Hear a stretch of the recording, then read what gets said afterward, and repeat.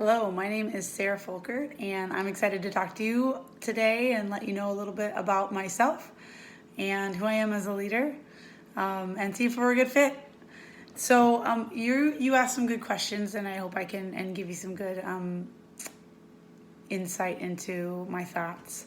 So my leadership philosophy is I really see leadership as a way to support people, right? You hire the right people, you invest time in hiring the right people, and then you get out of their way and let them do their job. And make sure they know that you're there to support them, to help them grow as individuals, as communities, and as people.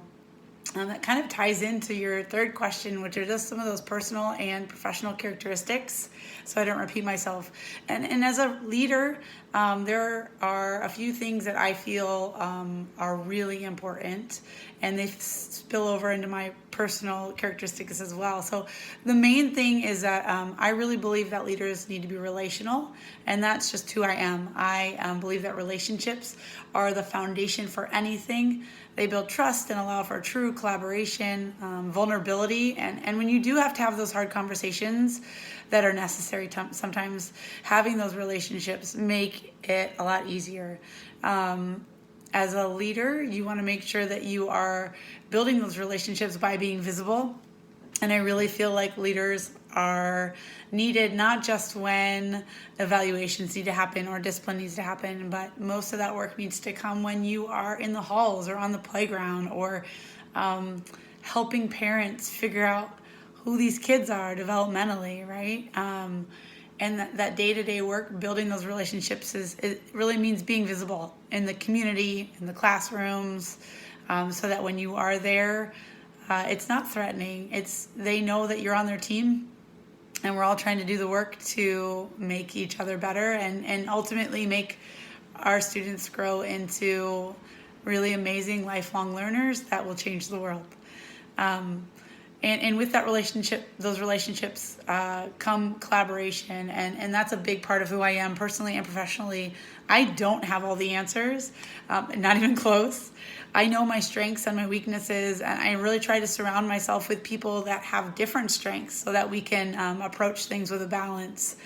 And this is really clear with personally with me and my husband. We're very different, but we share the same values.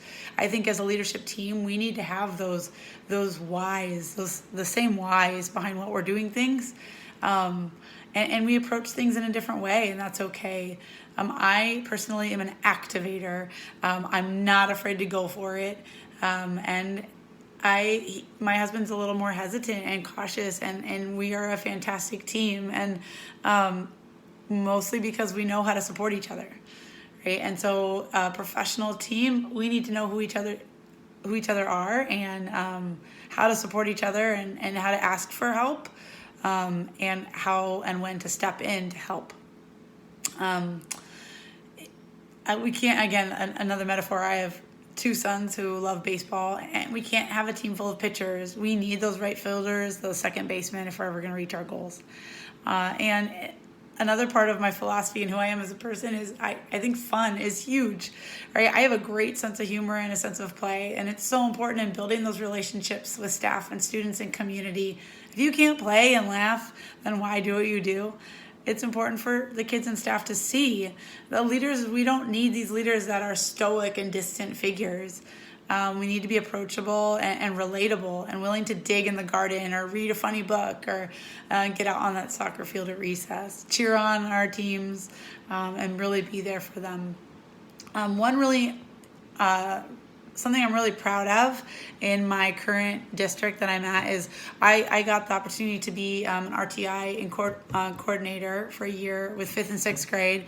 And I just noticed that those teachers were working really hard, but with those small group tier 2 students, but they also had those tier 1 kiddos in there, and they really just had to give them some quiet seat work. And those kiddos weren't getting a lot out of it, and the teachers felt bad about it. So with a background in math and teaching higher level math, I was able to pull out those advanced math kids and create an enrichment class during those MTSS times to really challenge the students who were ready for a push, and to give classroom teachers and the parapros the space they needed for those small group time to help those students.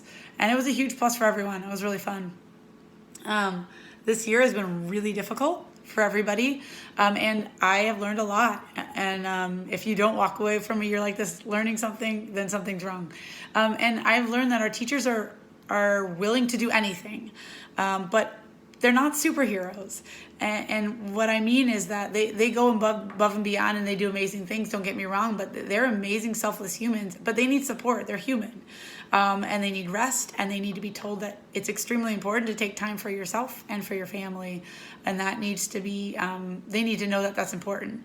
And we've also learned that the bridge between school and home is essential for our students to succeed. And we need to do everything in our power to ensure parents have the tools they need to support their children at home. This may mean internet or volunteer opportunities at school, or child development resources or classes, clear communication and expectations from school and teachers, and help with community resources.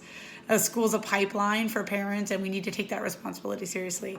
I know I've gone a few seconds over. I hope that I've answered your questions, and please feel free to reach out with any more. It was really great talking to you. Have a great day. Bye.